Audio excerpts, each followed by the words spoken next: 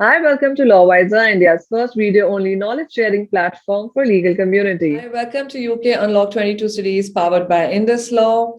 As you all know, post Brexit, there is lots that's been buzzing between UK and India, whether it's the FTA talks or the early harvest trade deals, and a lot more is happening on the digital trade side for both the countries. Both of them are keen on finalizing their digital trade policies, and there is a lot of scope that's there for both the countries in terms of finalizing their data privacy laws.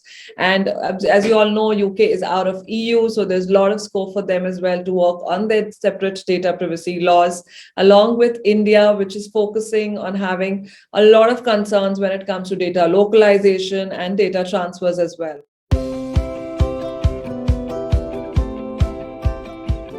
To discuss this, we have a really amazing panel with us today.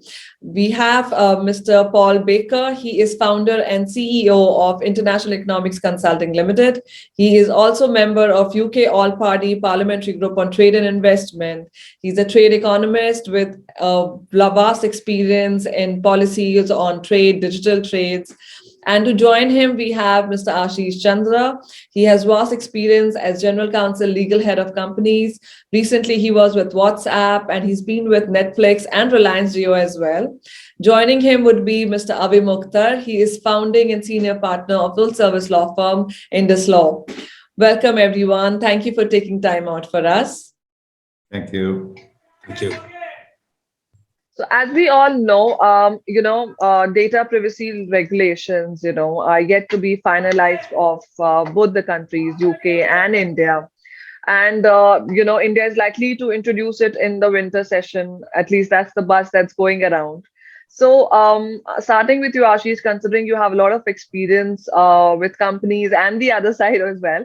So, if you can, just start by sharing, what are these data localization issues that need to be addressed to bring Indian companies at par with the global companies?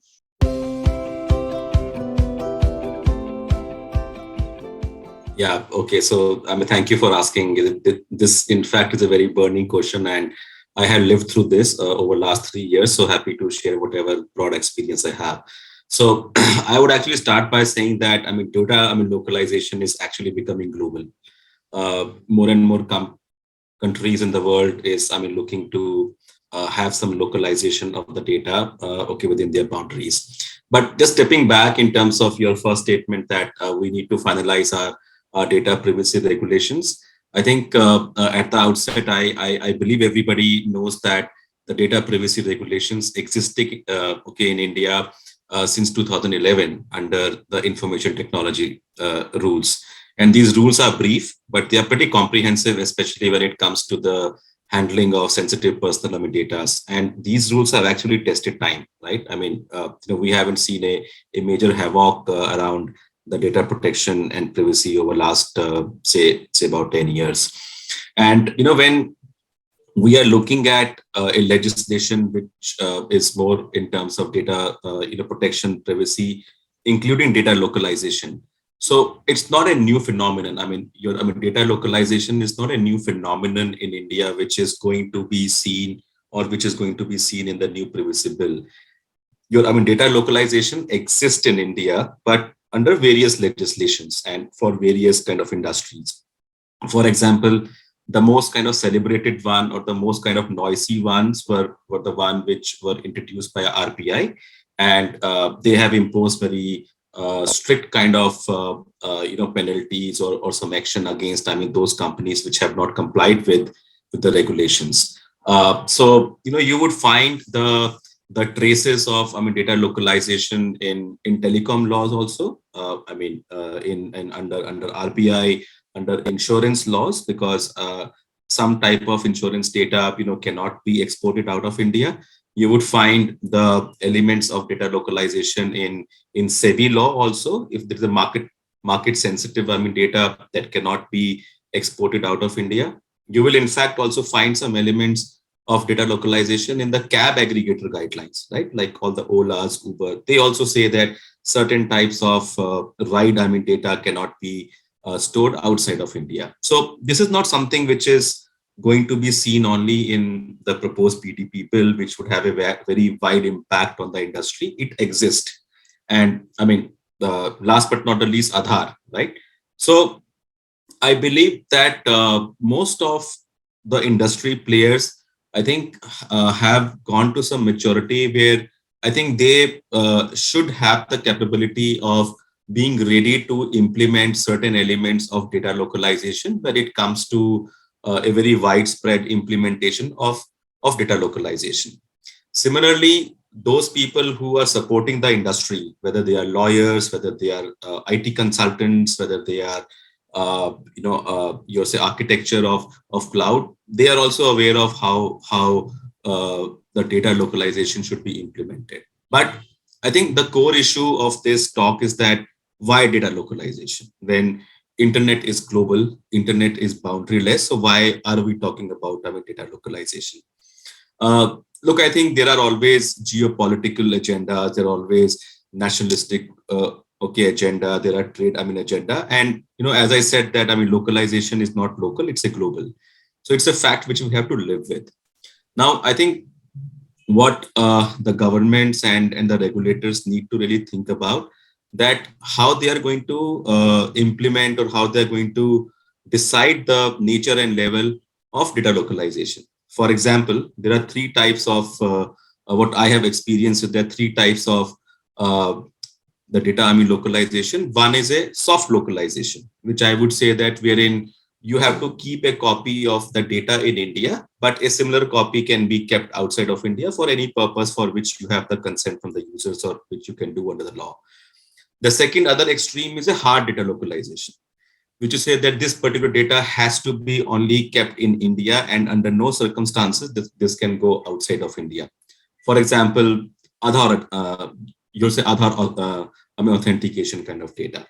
The third category, which I think would make more sense, going forward, would be a hybrid model, wherein certain type of data has to be kept in India, and it has to be very very limited, which is very narrow for the purpose of real national interest. But for others, it can be exported outside of India for any purpose of processing or data mining or intelligence, and then it can be brought back to India, like how RBI has specified that for the purpose of data processing, you can take the financial data outside of India for 24 hours. Whether that 24 hours makes sense or not, that's up to the up to the industry. But I believe that a mix of the soft data localization, hard and hybrid, is something which each and every government has to uh, think through it. Now, which type of data localization will benefit or would be in the benefit or not in the benefit of the people of India? Only time will tell, because the more we are expanding internationally, the more we are relying on internet, especially the new age technology of blockchain. Now imagine e-commerce or fintech. Now they are working on internet kind of architecture, and if they are shifting to a public kind of blockchain architecture, to what level you can really restrict a public blockchain, the data which is stored in a public blockchain, to be stored only in India or only in a particular country, that has to be seen. But I believe that the problems which most of the governments are stating, that why they need to really implement a data localization, because of geopolitical risk, because of nationalistic agenda, because of delay in law enforcement proceedings. Let's say if some crime has happened in UK and Indian government want to have some sort of a data from the UK government or the UK agencies, and if they are not getting it in a timely manner, that's not good for the country, right? And also to promote the local data hosting service provider. I think these problem statements, whether data localization is the solve for this or there are alternate solve for this, that has to be debated at a international level. For example, I don't think there can be any solve for a geopolitical risk. If you fear a particular country can use the data against the national local interest, I don't think any trade talk can really solve for it. So let's just keep it aside. Now, as far as access to data for investigation purpose, I think that's an easy solve because it's a data sharing can happen instantaneously. There can be checks and balances could be built in. Some international treaties are being discussed, and some countries are signatory to the international treaty. India can also participate in that. That way, it will have easy access to the crime, data in some other country. But India also has to share the crime data with the other countries in a very instantaneous way. So I believe that, data localization is here to stay. I think it's good to debate, but I think going forward, this will be something which government would like to have some control. But if there are alternate ways and means to solve the problem of a particular data localization requirement, we should aim towards it. But something which is totally national interest, security, I don't think any government would make any compromise on that. So, and last but not the least, I think when data localization rules are being implemented, what we faced, what I personally faced, the problem was the clarity, right? Because when we talk about data, let's say when you talk about a financial data or a commerce data, there are multiple variants of the data, right? Now, for example, if a particular data is encrypted, if a hash value of a particular data is being processed or stored outside of India, should that be subject to a data localization? I don't know. If let's say hash values or encryption, the private encryption which cannot be opened by somebody or service provider outside of India, you don't want even encrypted data or a hash value to be stored. Whether that makes sense or not, I don't know. All these are the open questions. So some clarity, some very objective clarity, because it's not about lawyers or consultants who have to really comply with the data localization. It's your software engineers, it's your data scientists. They need to know which element of data cannot be stored outside of India. Do they need this data for some processing purpose? So unless and until the regulations are being written and clarified, which can be easily interpreted by a computer scientist or a computer engineer, I think the implementation is going to be a mess. There will always be a fight between the regulator and the company. So if you want to have data localization, just to summarize, have it, but make sure that you first exercise alternate ways and means to solve the problem. To the extent you are having data localization, think through hard data localization, soft, hybrid model. If you still go to it, give the clarity in a way that a computer engineer can understand. Otherwise, Avimukt has to have a computer engineering degree to interpret and explain it to my computer engineer who helps us to architect the data in our companies. So that's where I will end. Thank you. Thank you, Ashish. That actually, yes, you have phrased it quite rightly, that there are issues with data localization. There needs to be more clarity and decided what is required, what is not required. So, any takes on this, Paul and Avimukt, do you have any take on this?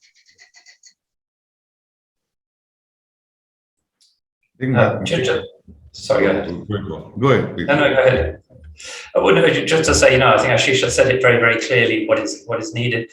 I think just to summarize as well in the context of perhaps international trade negotiations, he mentioned the need for an agreement or criteria in terms of what are the public policy objectives that are trying to be met through data localization. And I think that's where it's sometimes contentious because there's different understandings as to what is a public policy objective. Having worked into what's up, I'm sure that you're quite aware of that. And then I think it's on the security levels.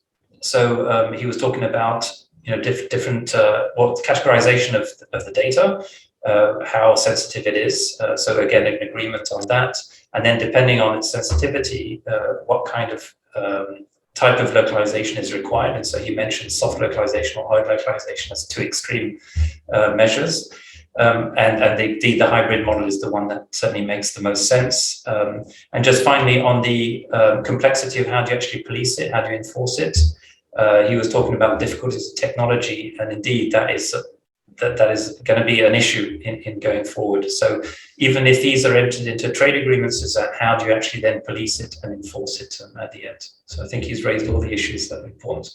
Yeah. No, I just wanted to add here that one of the interesting aspects, as Ashish mentioned, that we've had data privacy laws in the past, but If you go back 20 years, there was always a view in India that as a society, India has not valued privacy as much as, say, certain European countries.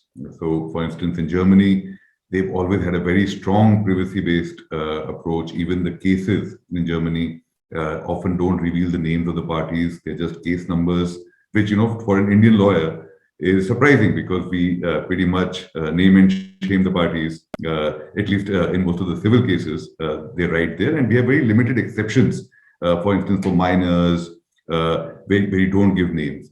So that tradition of privacy translated into the online world in the European Union.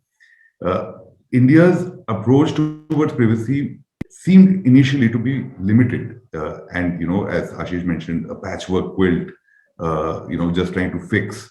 And it was only after the famous Puttaswamy judgment of the Supreme Court, which finally brought in on a constitutional footing the concept of privacy as a fundamental right, that the government started working on it. But we suddenly see a lot of conversation on data localization, and that will probably be more a trade-related issue rather than a human rights issue. I suspect when you see the bill come out, we're all waiting with bated breath for that. Very well said. Very well said, Avimukt. There's lots that people are curious about and waiting for the bill to come, and that takes us further to our next question as well. Recently the UK Trade Secretary, when she visited India, she unveiled a new 5-point plan for digital trade. And Paul, being an expert in trade economics, if you can just highlight the importance of these aspects, that range from those cross-border data flows and development and adoption of innovative digital trading systems. So if you can just highlight what are these, 5-point plans for digital trade and the important crucial aspects here.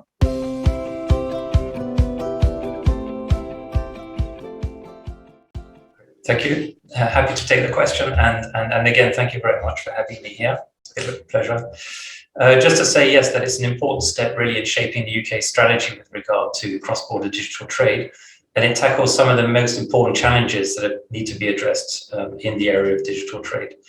So, for example, there are a lot of existing barriers that exist in digital trade, and they're very damaging to international traders, and yet they're applied by every single country across the world. And they can take many different types of forms, from restrictions to data flows to the prohibition of selling certain products online, for example. And it's important to note that India is actually ranked as one of the third most digitally restrictive countries in the world, after China and Russia.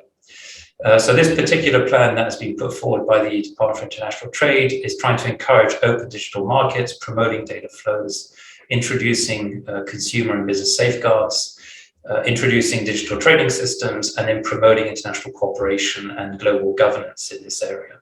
So none of these are, again, unique to the UK. These are platforms that the World Economic Forum or others have been advocating for quite some time. Just in the area of restricting data flows, and again, joining that first question, so these are some of the most restrictive measures that can be taken by certain countries.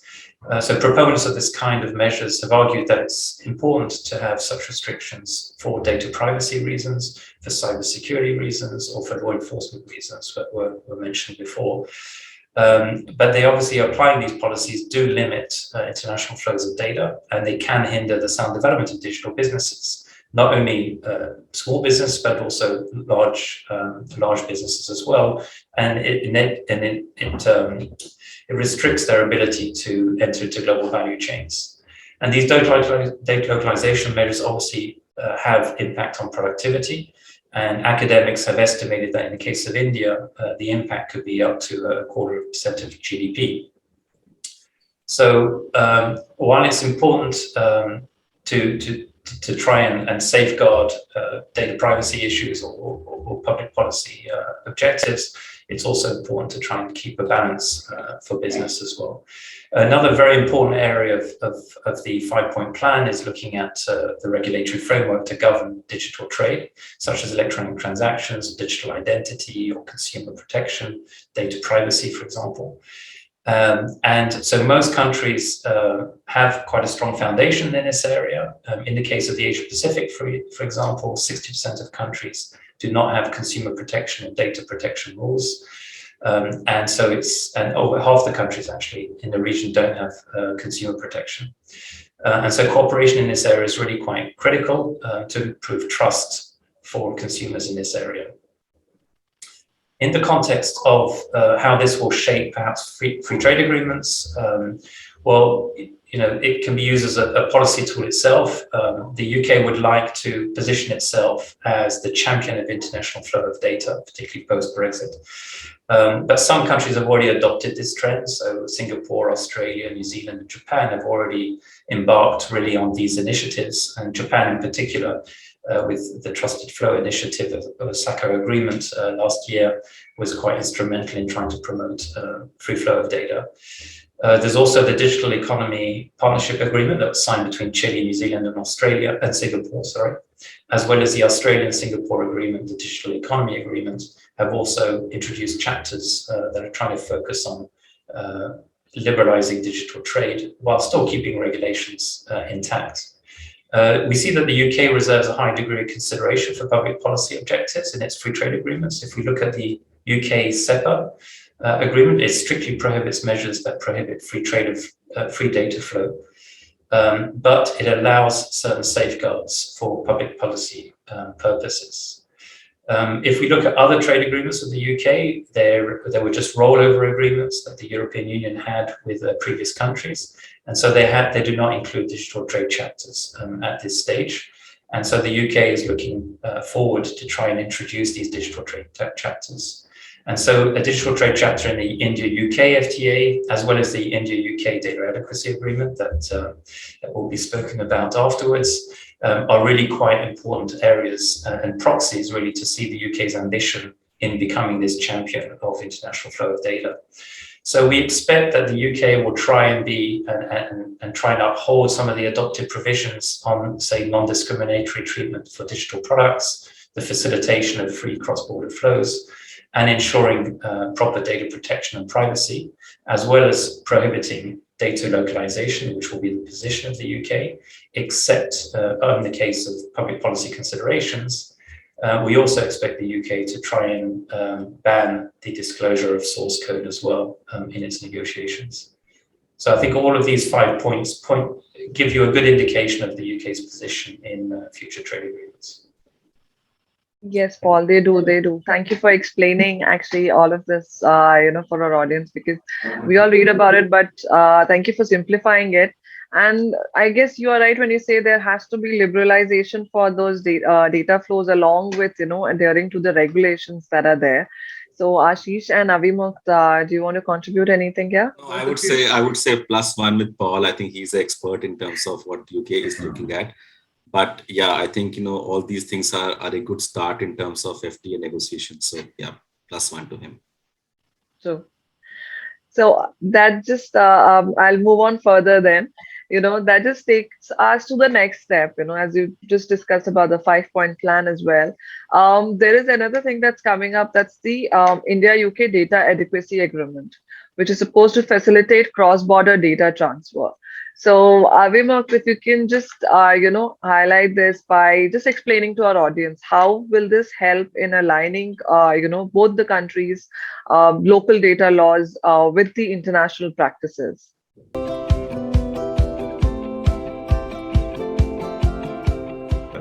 Thanks, Anya.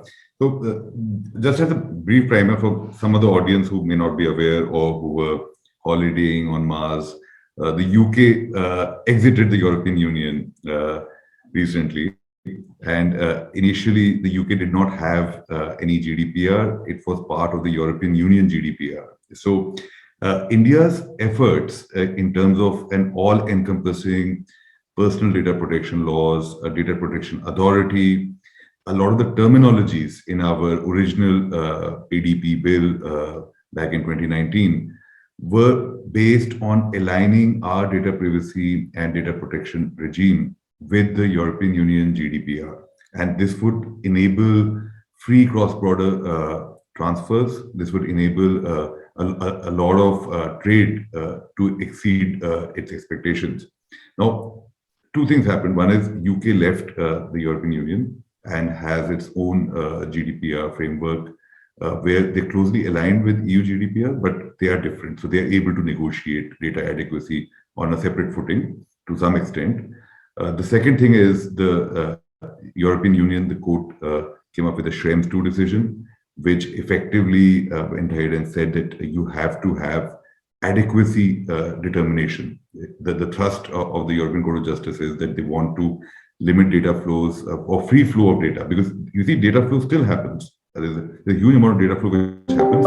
It's just that it is encumbered with significant special clauses, with a lot of limitations, right? So free flow of data requires a significant adequacy determination. So the good thing from an Indian perspective is if we negotiate successfully with the UK based on a robust data protection framework which our parliament brings in, we could end up being able to convince the European Union as well. Conversely, the UK and the European Union have very significant data flows between each other, as you can understand.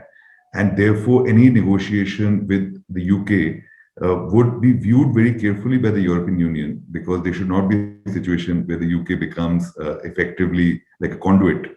And this was the issue which came up between US, UK, EU as well, that effectively too much data flows from European Union to the UK and to the US. So there will be concerns regarding that. But I think India has taken significant steps towards achieving some kind of data adequacy.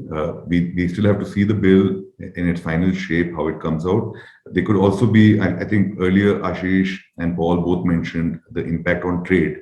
So trade brings us back to that old world of the retaliatory measures, right? So there is a good chance that if India goes very aggressive in its data protection law, that there could be some slowdown in adequacy agreements with both the UK and the EU, simply because we could be taking a significant pound of flesh in terms of our localization expectations. So it'll be interesting to watch and see how this shapes out. There are a lot of moving pieces right now.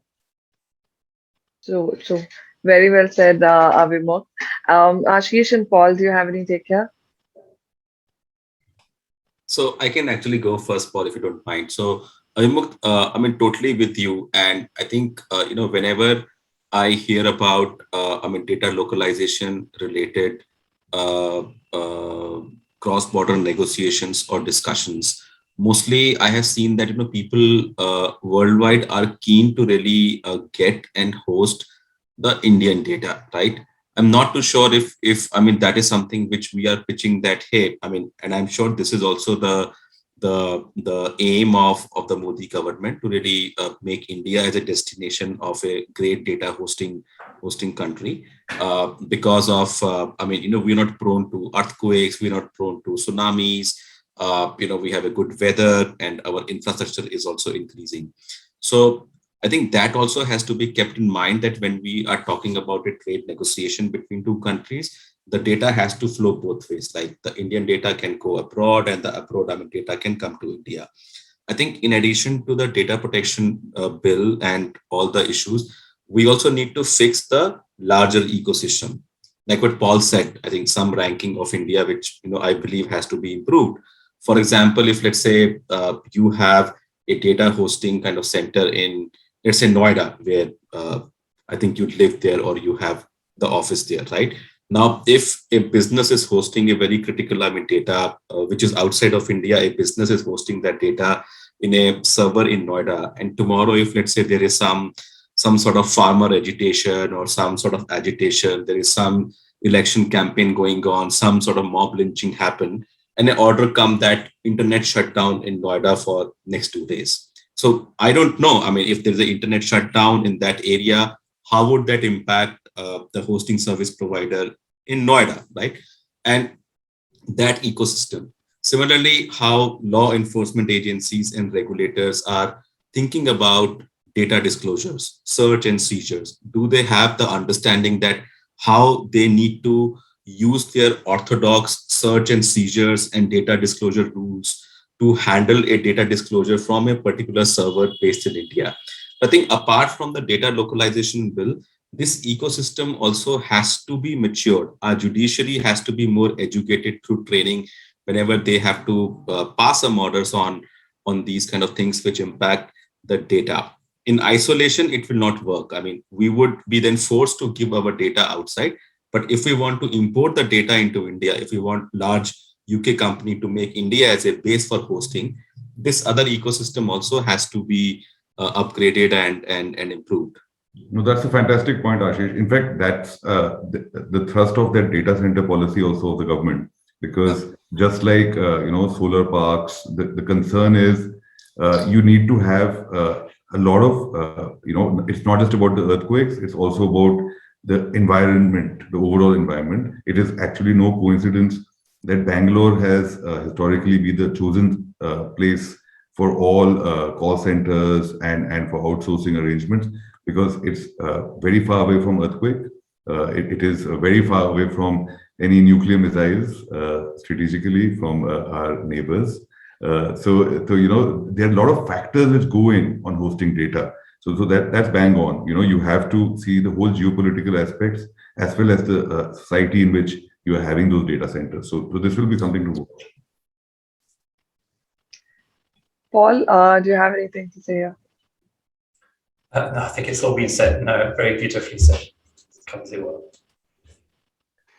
Yeah, no, actually, it's a very good point, both Avimukt and Ashish, by explaining these different aspects when it comes to data adequacy, and also how there's so many different various factors which need to be considered before anything is finalized. So that just takes us to our another question as well. Moving further, all of this, we have these upcoming FTA talks as well, and digital trade is what is also playing a very crucial role there. So, Paul, how do you think this would be an ideal opportunity for both UK and India in shaping global data and digital rules for their countries? If you can just share some quick highlights here for us.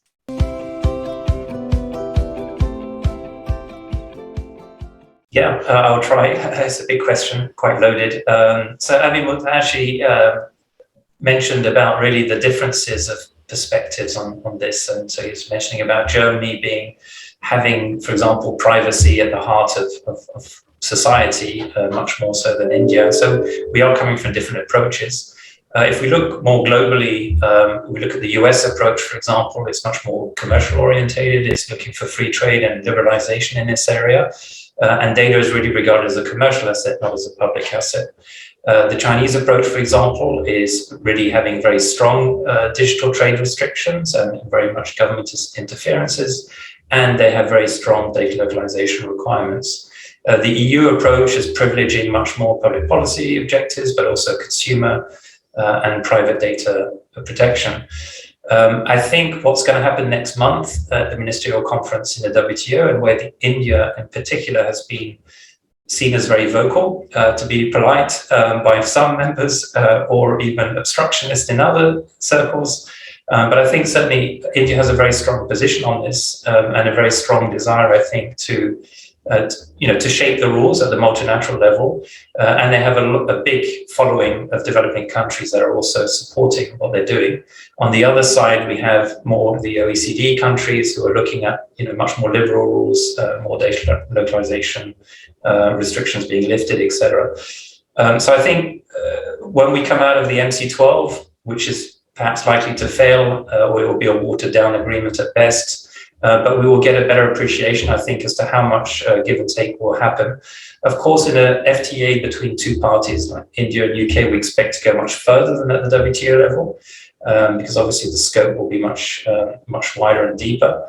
But I still, I think it's going to be quite hard, I think, to meet the demands of both sides. If I can just say that the UK is perhaps keener on an agreement right now, more desirous of an agreement quite quickly than perhaps India is. And so that might place a bit more strength on the Indian camp to get what they would prefer getting out of that deal. But it's hard to say yet how things are going to turn out. But certainly, I think the perspectives are very different. The UK is also quite competitive in data localization services, cloud computing services. And as mentioned by Ashish as well, is that the Indians may be looking at protecting that sector to try and build it up to become more competitive. So, but they're two very different perspectives that they're trying to meet halfway. True. I guess that's why they're having so many rounds of FTA talks, and the one that was supposed to be held in November has now been pushed to early December. So let's see if that happens or not. That just takes us to our last question as well, which is basically, as we all discussed, that both the countries are going to be very competitive when it comes to data localization. So, which is what is also at times termed as protectionism. And at times it can also undermine global trade and growth. So, how should it be addressed, keeping in view that there needs to be a steady pace of, digitization, and it is very crucial for trade and services for any country. So, what is all of your take here when it comes to both UK and India having those national security concerns and protectionism? Would it be an issue, and how the countries need to really address them to have a more balanced approach?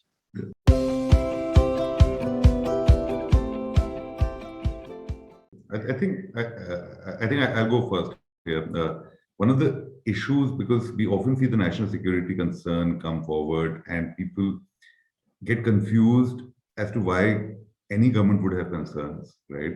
And this is partly the nature of how fast the digital economy has grown, right? Just maybe a couple of decades ago, even mobile phones were a novelty. So things have moved so fast that effectively the robotics that we used to see, for instance, that we see on TV shows even now, are the hardware robots which are moving around in a particular way. Whereas in reality, robotics is happening in technology companies across the world. You don't need a hardware skin for robotics, right? Most of the robotics is all about the software. So just like when you see something, it's your brain which is seeing it, your eyes are the hardware, right? So same way, national security concerns in India, starting with China, simply emanate from the future of any armed conflict. If a country does not have a significant software engineering capacity, to put it bluntly, they will never be able to prevail in armed conflict. And that is a problem that India faces. That drives our non-personal data framework, for instance, where we are trying to push not just from privacy perspective, but also trying to ensure that Indian companies, Indian startups, Indian technology companies also have full access to the data analytics of the global giants. So that is and how to frame this is difficult for India, right? Because, obviously these things are usually unsaid in any FTA, but every country wants to have a self-reliance in this new age where they should be able to exert power by not having to ask permission from anyone. And China has shown the path, unfortunately, where this is, a greater trend for all countries to follow in. So I think that would be the beast. Of course, a lot of people mention national security from a perspective of taking our data, misusing, like we saw the US president mention that the data of children is being misused. I think that's a little bit of red herring. I think it's more to do with machine learning and data analytics being done. Yeah, so I mean, if I may add over here. So I think I would actually say that when it comes to the nationalistic policies being built around, data, I would actually divide that into three buckets, right? So one extreme is, let's say, national security, right? The second one is public order or public policy, and third one I would say is protectionism, right? So whenever you are creating some sort of a data regulation architecture, I think the rules will differ for these three. Now, coming to very specific to the first one, which is the national security. At the outset, I would actually say that national security of a country should be the top priority. It has to be the top priority even above trade and services, right?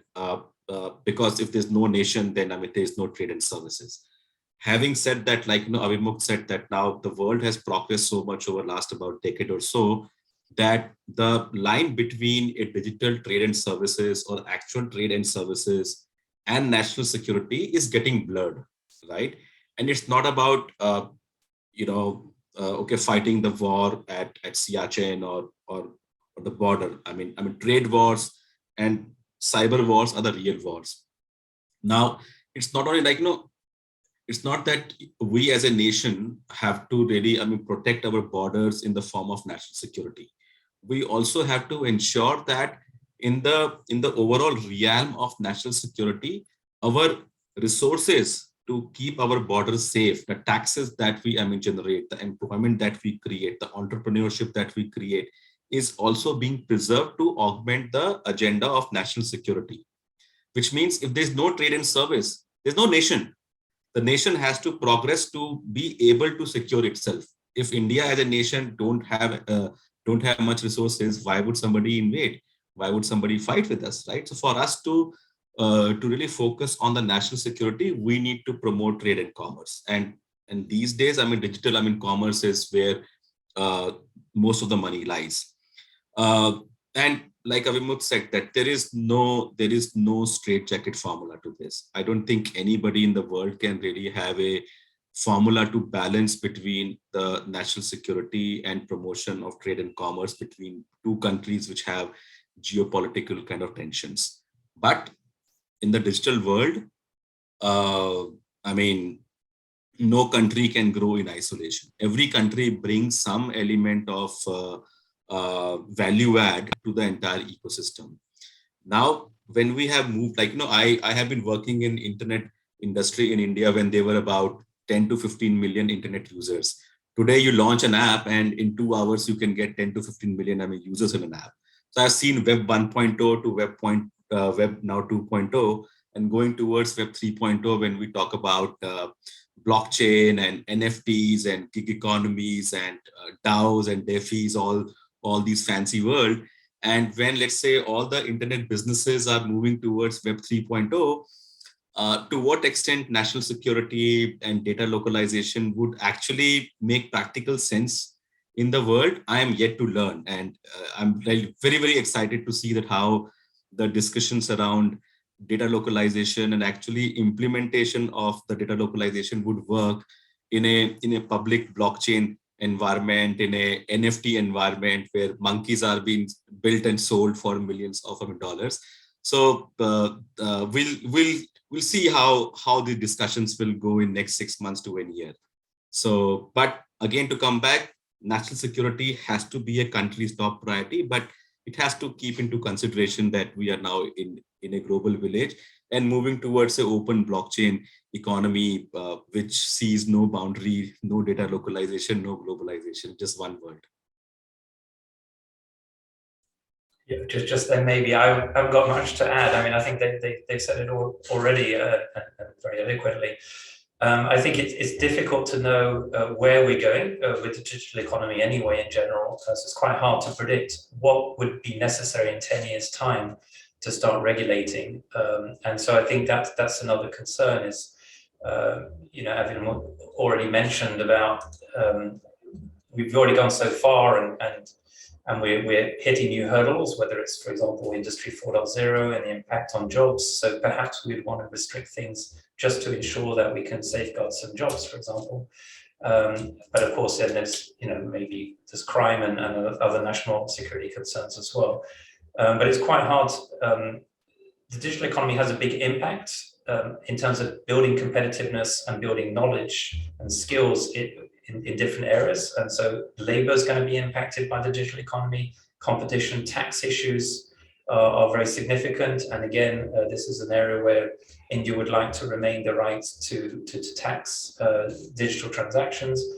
Other countries don't want to do that. And so, but again, the more competitive countries don't want to do that. The less competitive countries do want to do that. And of course, India is a very, very large market, and in data will become more and more significant, as is the Chinese market. And so there is a legitimate reason why India has an interest to try and preserve that access to Indians. And so I think, yes, it's very hard to come up with one, as Ashish said, one formula that says this is how it should be is quite hard even to be objective, because we don't actually know the parameters and what there will be in the next decade. So it's a tough job to do. Yeah, Paul, it has to be, I mean, this thing has to be country by country. This has to be industry by industry, and this has to be technology by technology. All the parameters would weigh. There would be no single jacket formula applying to two countries, to two industries, to two technologies. No, very well said, everyone. It is actually quite right where, there's the key takeaways from our discussion would probably be that, there is a lot that can be discussed, that there's a lot on table for both UK and India. They are both being competitive and trying to protect their national concerns. But at the same time, they have to work together to make sure that those barriers are being balanced along with the national security concern, and at the same time bring more certainty in your laws as well, because as I think it's one of the best times that, and very interesting times that we are living in. Technology is growing at an infinite pace, that we can say, and I guess it's one of the best time to have or create that ground for those perfect, if not perfect, at least robust data privacy laws. Because ultimately India and UK would start negotiating, and they have already started negotiating for digital trade with various other countries. So having a stronger base would ultimately give them that edge, and would also satisfy their needs and wants that they want. So thank you, everyone. Thank you for contributing for this interesting discussion, and having different takes on, from the trade and policy perspective, from to the legal perspective that both the sides of the countries are looking at. Thank you so much for your time. Thank you, Sania, for moderating it. Thank you. Thank you, Ashish. Thank you, Paul. Thanks, Avimukt. Thanks, Paul. Have a good day. Bye-bye.